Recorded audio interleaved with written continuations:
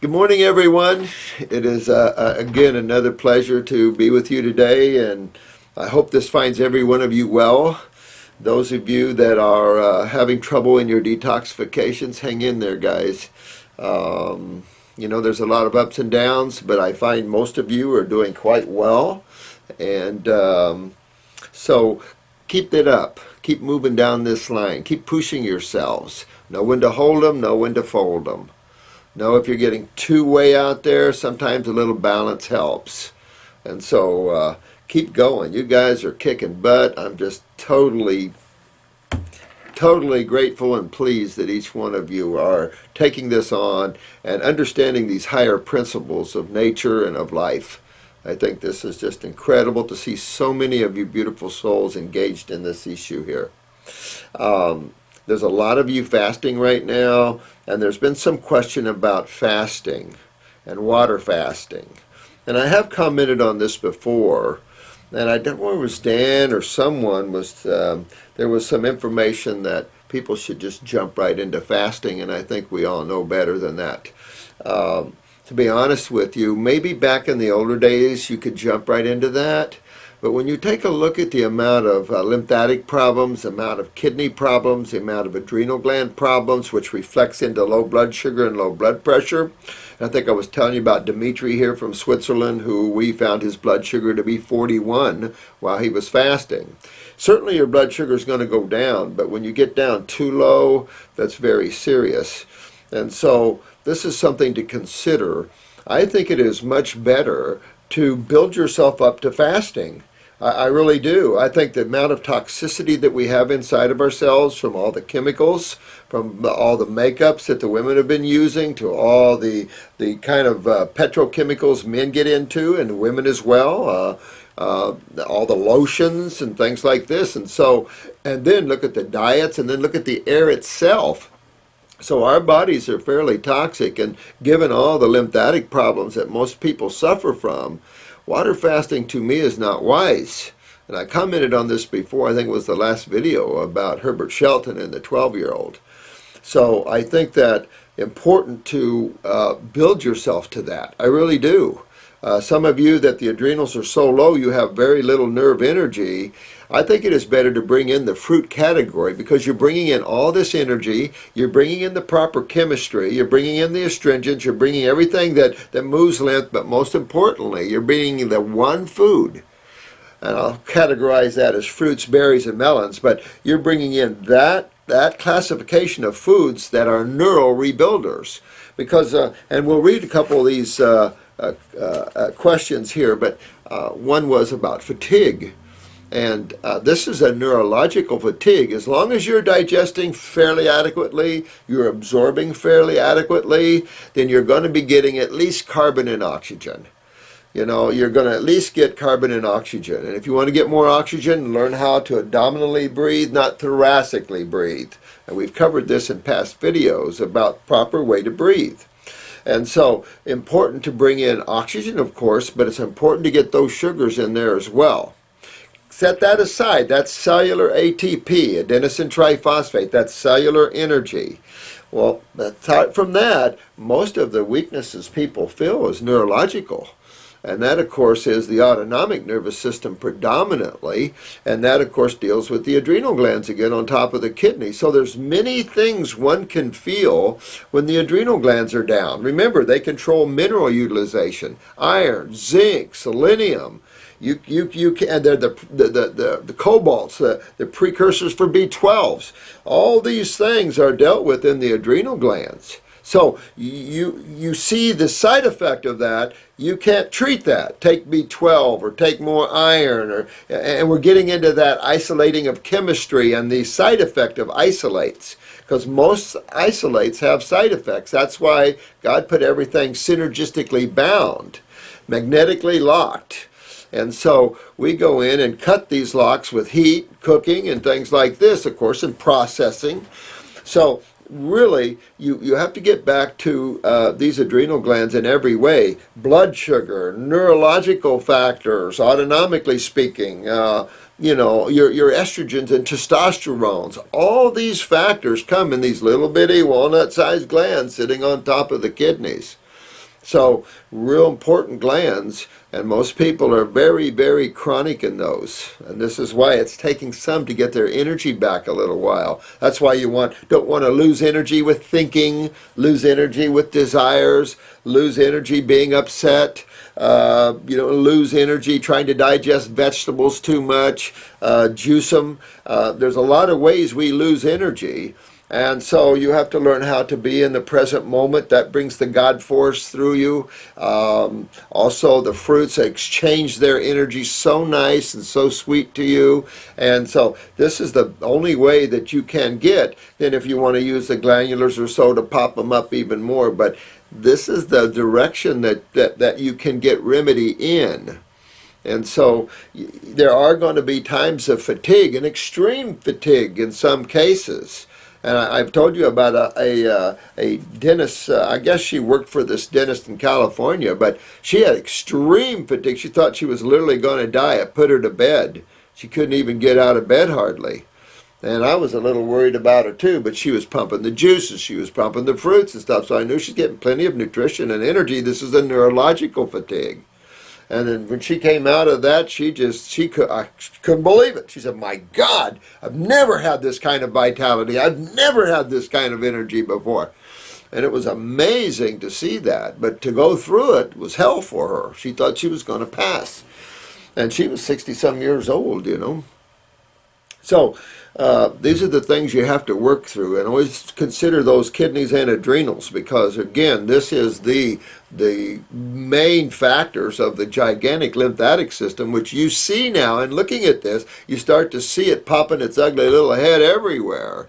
Acidosis, acidosis, acidosis. Whether you're dealing in arthritises, you're dealing in gastritis, colitis, enteritis, or you're dealing in cystitis, pancreatitis, hepatitis, it don't matter.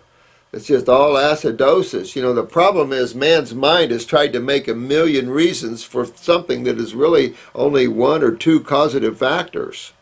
So you guys get it pretty good, I know.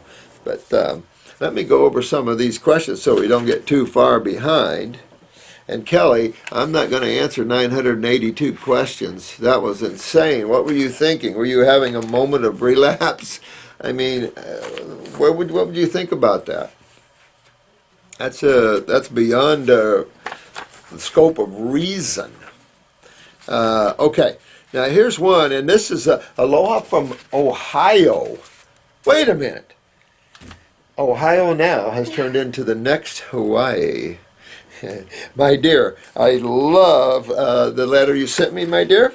And this is Evie. She lived in Hawaii for a while and took on that consciousness of the native Hawaiians. And I tell you, it's neat to see those oh God people, the natives of the land, even in the States and in the, away from Hawaii into the other 49 states. We have a lot of natives, the native Eskimos. You got natives everywhere, and these people are heart and land and love. It's amazing. Of course, you have that everywhere, and the opposite of that as well. Okay, aloha from Hawaii. From Ohio. She says, aloha means the breath of God. I think that's pretty cool. I've heard that before. Is in our presence. I love all that stuff. It's funny, you were sweet, sweetheart. And I knock your socks off, and then she put them back on. She dealing with a little hypothyroidism. Her feet gets real cold. Of course, she's in Ohio, so that's a cold place to be. I was from Indiana. That's a cold place to be. She's a little overweight at 58 years old. She has a list of health problems as long as the government's list of excuses for financial bailouts. This is my kind of woman. Oh man, oh man, you gotta get me going, aren't you?